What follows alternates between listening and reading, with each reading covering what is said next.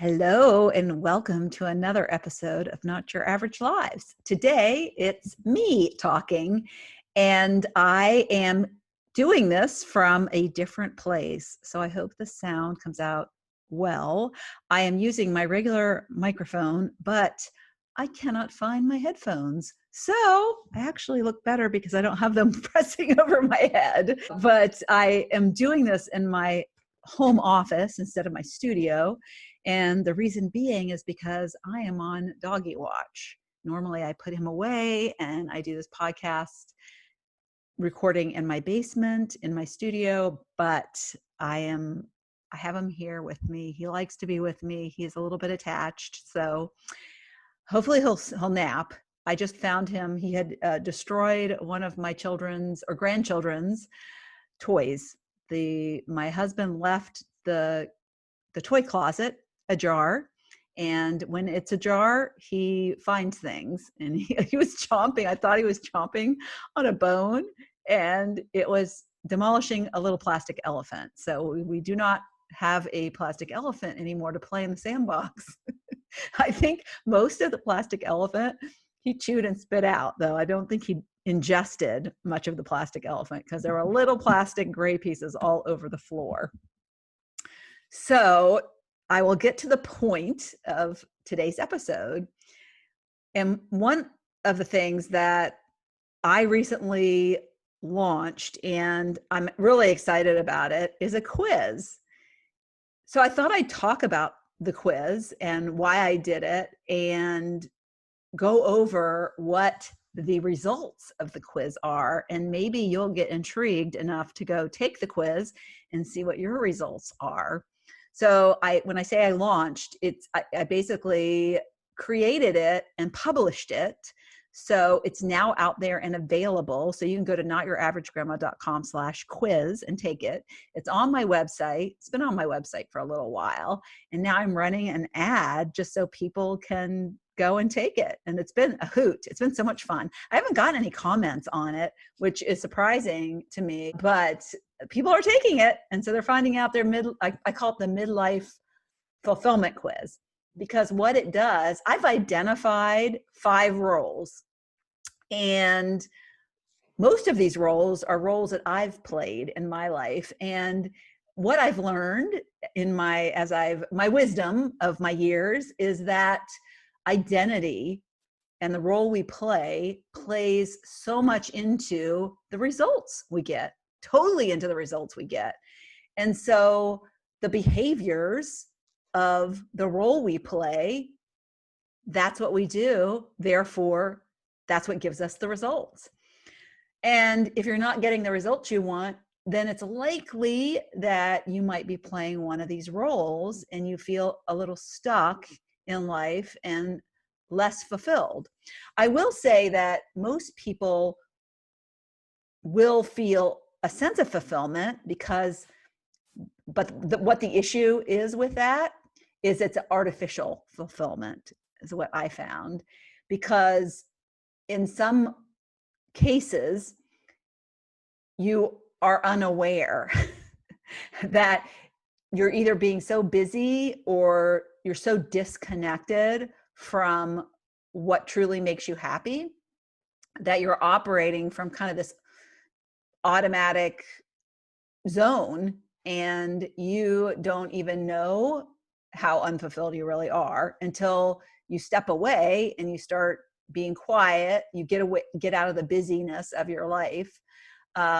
You don't realize. So a lot of people, sometimes they might think they're fulfilled and they're really not. It's when you're quiet and you're alone, and when you are you're frustrated with work and you dread Mondays and you have these thoughts about, I don't like what I'm doing. I don't want to do this job. I wish there was something else I could do. I want to retire. That's a big one. If you want to retire, then chances are you're doing something that you want to escape from. So I thought it would be fun to go over what these results are, see if you can guess what your result might be, and then go take the test and see in reality what it is. Because like I said, I think four of these 5 roles I've played, and I'll share with you what they are as I go through them. But I thought I would have guessed it was one role when reality it was another role. And so, and you might be playing 2 roles simultaneously, but your results are going to end up probably being just one, because that's just the one that you're leaning a little bit more towards. So let me go over what those roles are. The first one is what I played when I was in my 40s.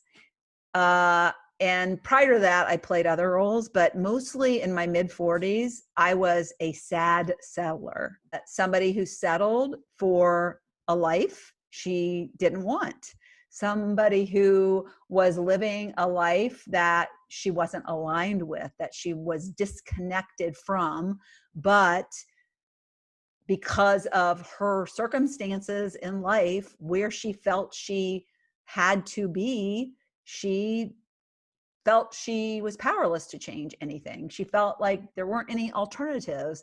She felt like, well, I am the breadwinner, so I just have to do this. This is what I have to do. Thoughts of, I made my bed, now I need to lie in it. So and the alternatives also were so overwhelming. The alternatives of, well, what else is there to do? This is all I know. I can't go back to school. So it's easier to just not change and to stay where you are than to disrupt everything, because choosing to do something different would be disruptive to the family, especially if I felt like I didn't want to even be married anymore. There were things outside of the life I was living that I wanted, but I just stayed and settled. And so that is one result, is potentially you could be a sad settler. Chances are sad settlers don't even look for quizzes, though. They just kind of go about, they might scroll Facebook, so they might see the ad, so they might take the quiz. But sad settlers don't usually take action until it gets so bad. And for me, I started to finally realize I was settling. So maybe this quiz would help you understand that that's what you've decided for yourself. That's what you've decided for your life, and that there is an alternative. I'm a prime example that there's an alternative. So I made the decision one day to change, and I made the decision that I'm not going to settle anymore. Possibly why I decided to call myself Not Your Average Grandma. That really resonated with me, because I was playing in the average lane, and I was more afraid. I got to the point where I was more afraid, and my dog just fell off the bed. I have a day bed in my office, and I don't know what you were doing, but he just went plunk off of it. You might have picked that up on the microphone. But I finally was more scared of staying. I was more scared. That's fear. Fear keeps us from doing what our heart wants. And so our ego wants to keep us safe. So we stay in what we think is safe when it's preventing us from living life in a more magical way. And so I was playing safe. I was listening to my ego. I was living in my logic brain. And I was not listening to my soul. I was not listening to my higher self and what I've learned to listen to. And so one day my higher self got stronger and more powerful than my ego. It finally said, hey, Lori, you're going to die unfulfilled if you don't friggin' do something about this. And so it woke me up. That thought came in loud and strong. And I was like, I got to do something. I got to do something, because something is better than nothing. Right. So that is a sad settler. So that's the result. One of the results that could be something that you find out. And I hope that you are courageous enough to take action, because courage will reap a magical adventure, and security will not get you what you want in life, and where you're meant to be. Because if you're not fulfilled, that's not where you're meant to be. The other roles is, well, so I'll start with the next one, distracted dreamer. And I came up with this term because this is the person that has these dreams. They don't have a problem dreaming. Like this is the one role I never was, because I didn't dream. I made a vision board back when I was like in high school, but I didn't do vision boards. I didn't even imagine a life otherwise. I just was so busy doing that. And now my dog is scratching. So this is a very sensitive mic. You're probably hearing that as well. That's not me scratching. That is my dog scratching. But the distracted dreamer is somebody who wants and sees something and knows and wishes and dreams, and probably does a lot of looking on Pinterest, saving pictures, creating vision boards, and daydreaming as they drive along in the car. But they're not taking that vision and creating a plan of any sort. They dream, but they don't think it's possible either. That might be part of the problem, is they think those dreams are possible for other people, but not possible for themselves. And so they just sit in this dream state where they're distracted. They're not even like really functioning well. The distracted dreamer is spending more time dreaming than actually doing anything about their dreams.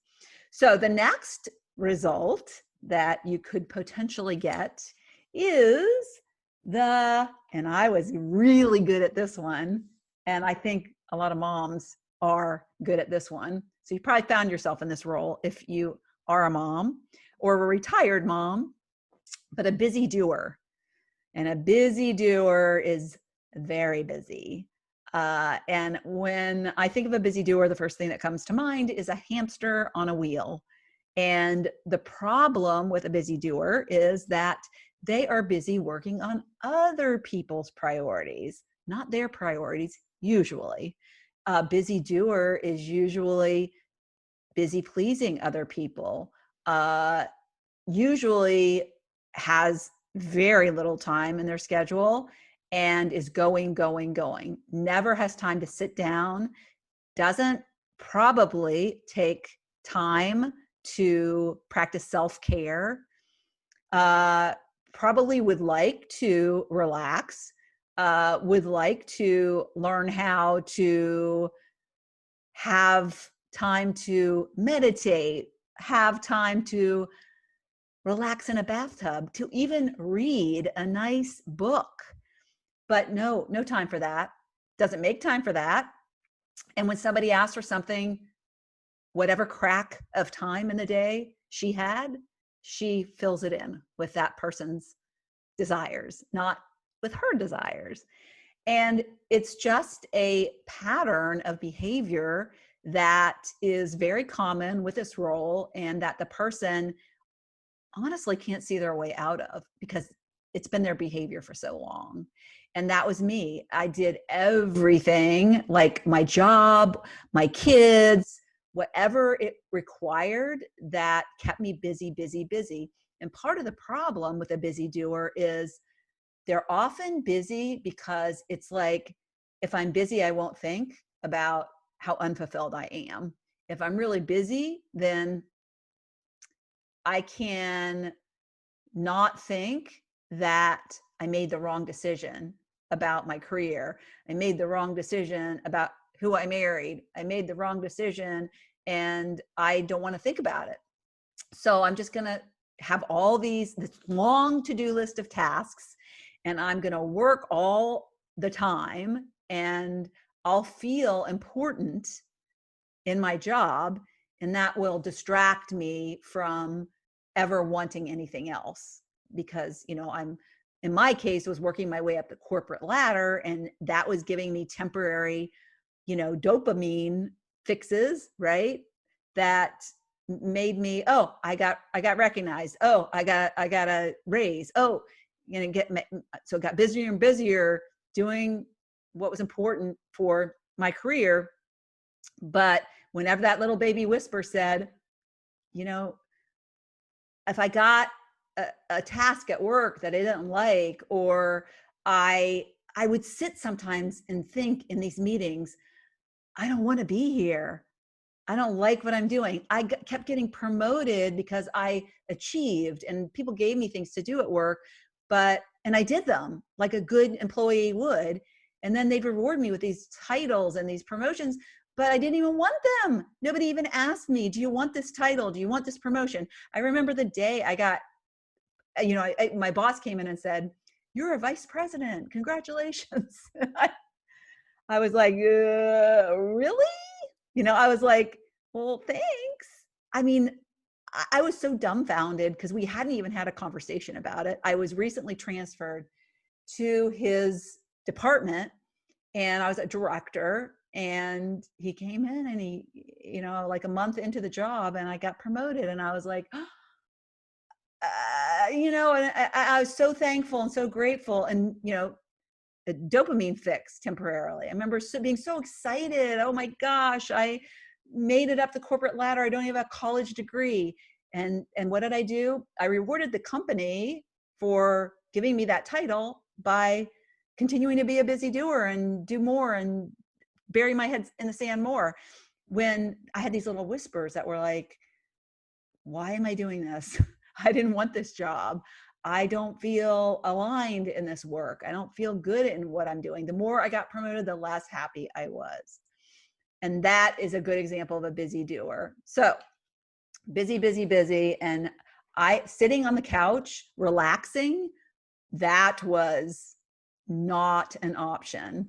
It was so beyond my capability.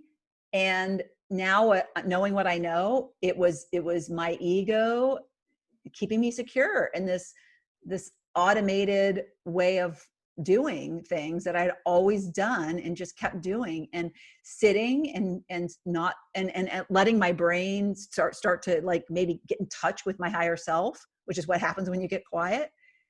It was I was like keeping that from happening. It's like when you have a child and they start dating somebody and you don't want them, so you put in all these blocks. You don't let them see each other, and you keep them busy in other things. You're like, oh, I'm going to sign them up for, a class, and, let them play the guitar, get them voice lessons, let them play soccer, let them keep them busy so they can't talk to that guy, because that wouldn't be a good thing. As you as a parent think that, and that was me. That was like me keeping my inner voice from talking to my ego, and from my inner voice from like finally overpowering my ego. So I stayed in this busy doing role that kept me stuck for quite a long time. And then there's the organized planner. And the organized planner, I say I did this, and that's the role that I think I identified with the most, because I was a project manager in my corporate career. So I was very organized, very, planned big projects and implemented them with a team. So, and I loved that. And I've learned too that the work that I'm meant to do is coaching and advising and training. And when you think about what a project manager does, that's a lot of what the work they do. So that's why, and for a lot of my career, when I was actually doing the project management work, I was pretty happy. But so organized planner really wasn't what I was doing in my private life. I never planned any activities. I never planned any hobbies. I never planned a goal, a personal goal, a dream that I wanted to really bring into reality. I would go on vacations. Of course, I would plan vacations. That was a temporary thing for 2 weeks.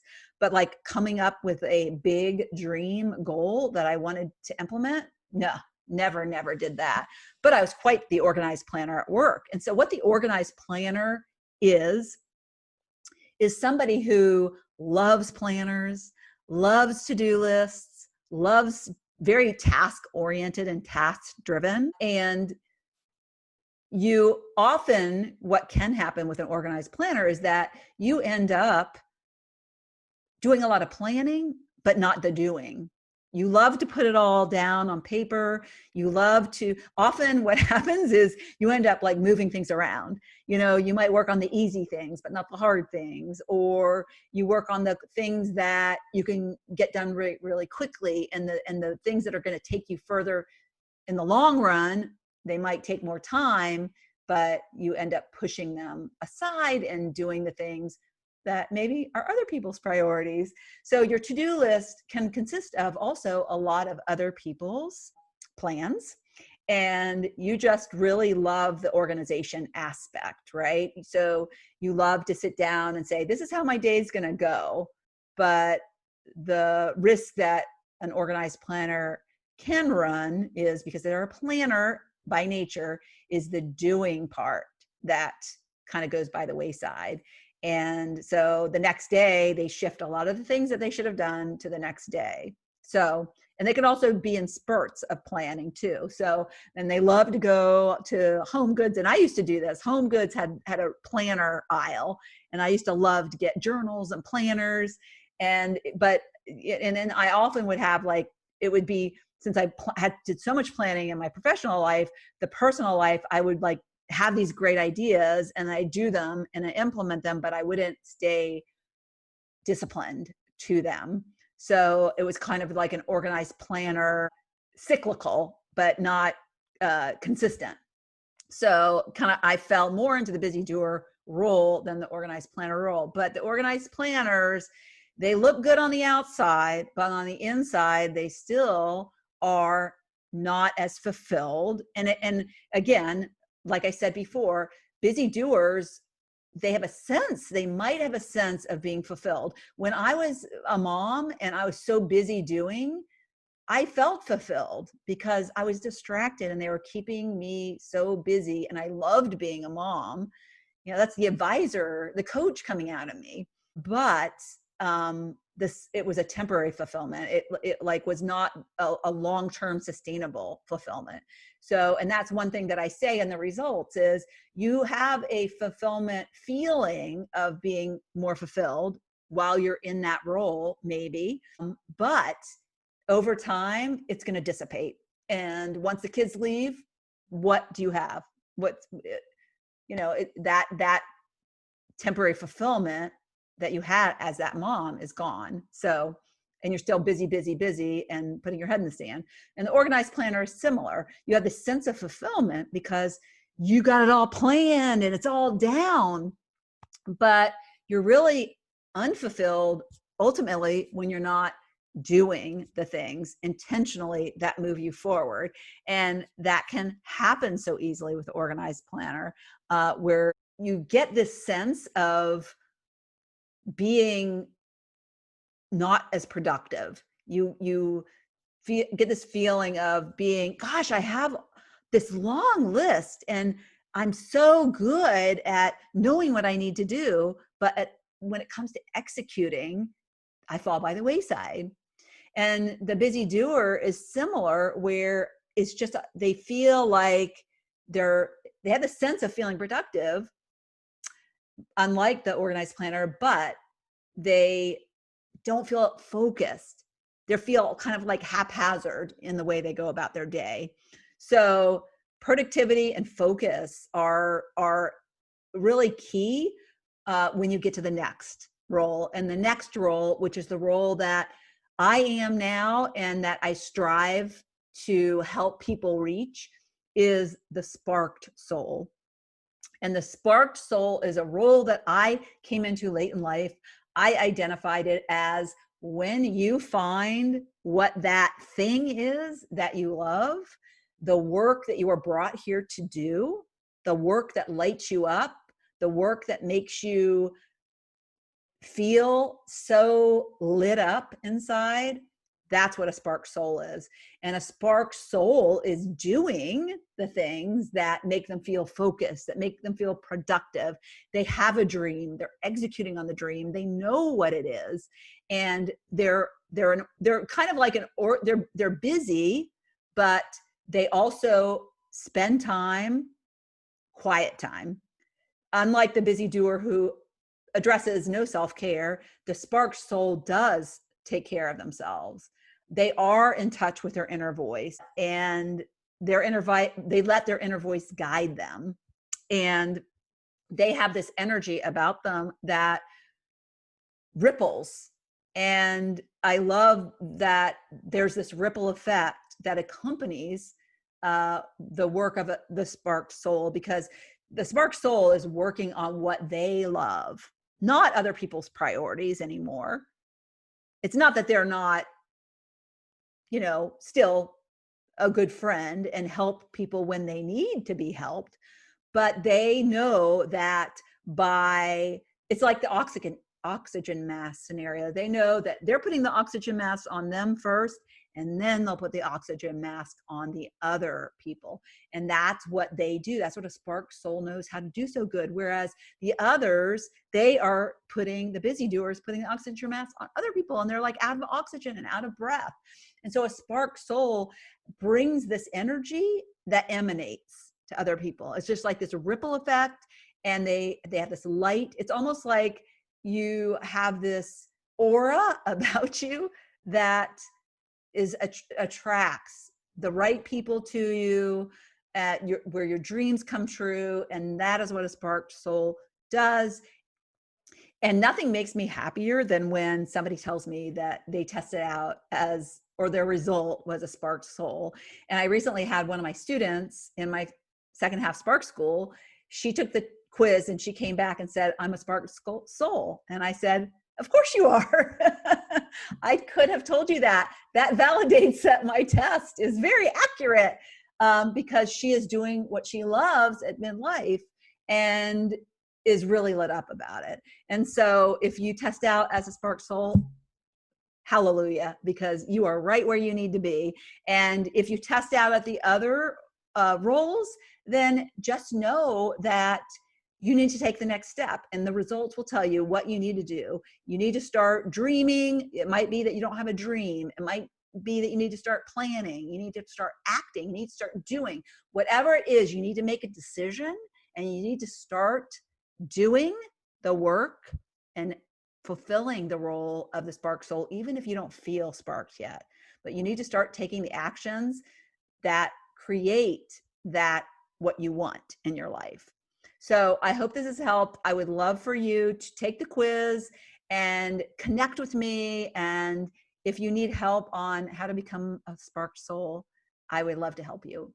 And I do have a workshop coming up, so I should tell you about that. If you're listening to this episode when it comes out, your timing is great. It's a workshop called 5 Secret Steps to Finding Passion, Purpose, and Profit After the Empty Nest. So you can go to notyouraveragegrandma.com/secret steps.